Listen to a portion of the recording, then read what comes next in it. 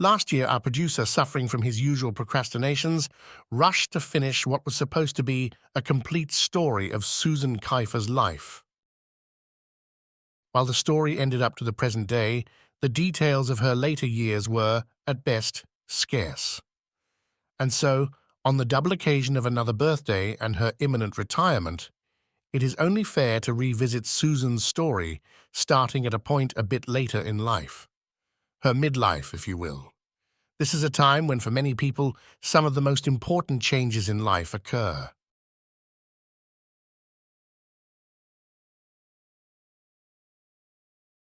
You may recall that shortly after the turn of the century and the death of her father, Susan walked away from a successful business to pursue a second college degree and a completely new career.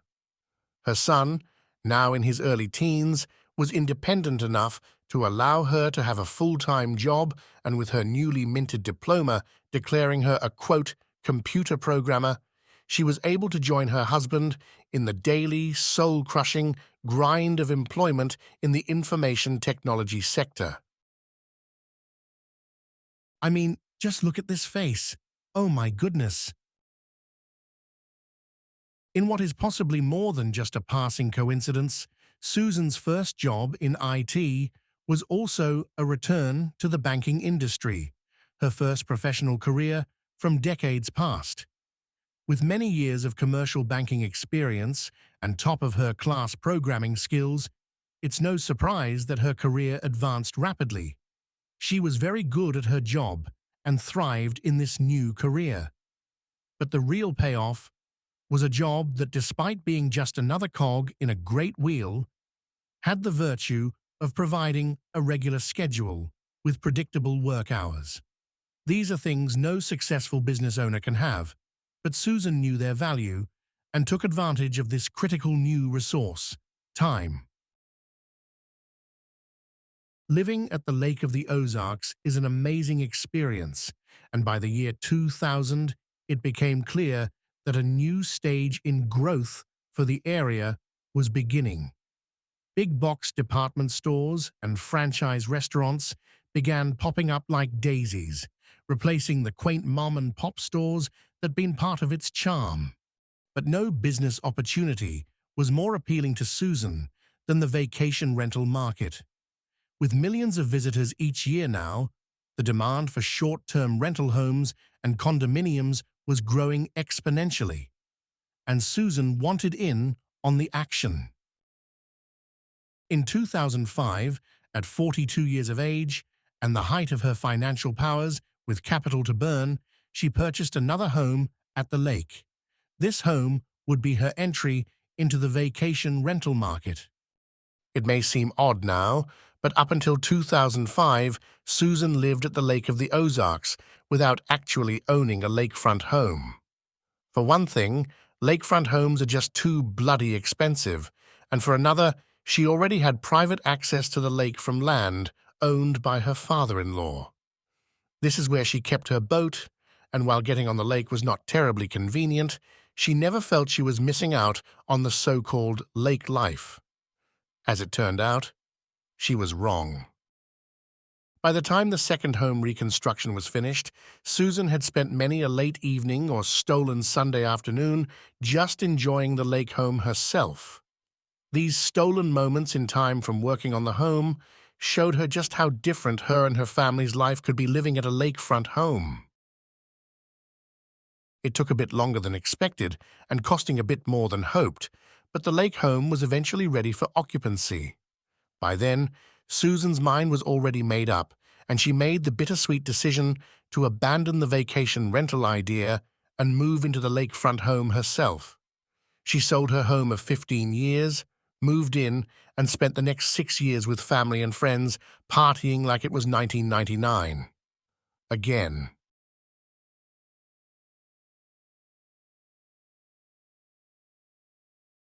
By 2011, Susan was staring down the barrel of approaching her 50s, and with her high energy, jet-fueled partying days mostly behind her, thoughts of grandchildren began to fill her mind. But who am I kidding? Life was a party every weekend, with friends, boats, cars, vacations in Mexico, long red-eye weekends in Vegas. She was having some of the best years of her life, and nothing gets in the way of a good time like newborn babies. Grandchildren? No thank you. Not on the radar. Nope. Just fine, thank you. No. Of course, right on cue, and just shy of her 48th birthday, enter grandchild number 1. Susan was now blessed with one of life's greatest rewards for being a parent, a grandbaby. Susan wasted no time jumping into the role of grandmother. Italian women, am I right? Susan loved the new addition to the family, and everything seemed perfect. But life has its little ways of fucking you, from time to time.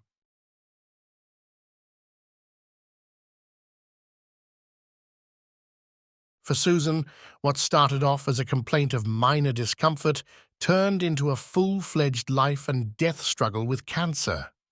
The disease threatened everything. We fear for ourselves well enough, but most of us begin to immediately worry about what will happen to our families.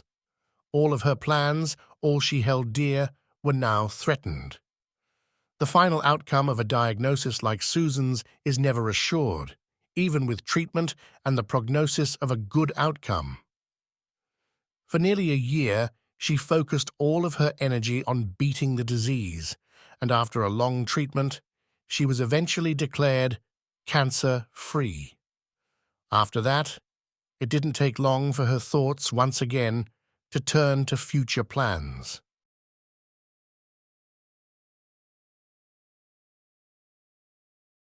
With renewed determination, Susan once again turned to the idea of owning a home for the vacation rental market. As luck would have it, a home she had fallen in love with decades earlier that would also make a perfect vacation rental became available. And it was right next door. With a clear goal in mind, she purchased the home next to her and placed it on the vacation rental market. And it was a success, so much so that in 2022 she purchased another rental property, followed 2 years later by leaving her own home and making it available as well.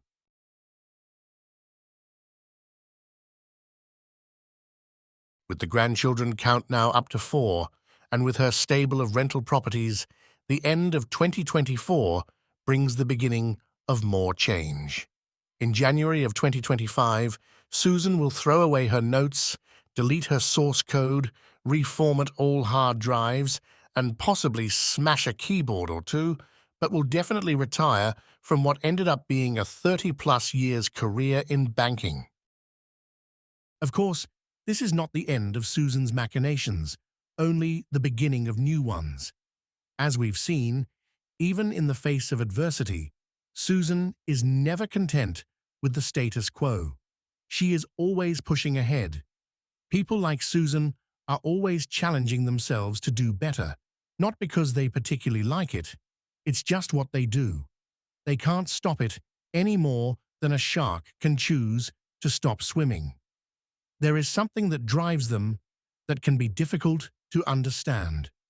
Whether this drive from within is a curse or a blessing, it means that Susan's retirement is nothing more than a change of venue, a repurposing of resources, and a refocusing of energy.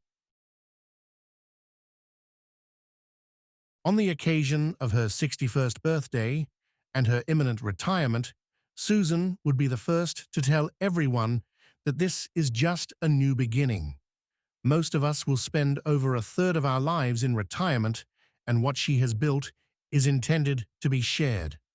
Nothing, and I do mean absolutely nothing, makes her happier than hosting this annual family Christmas gathering.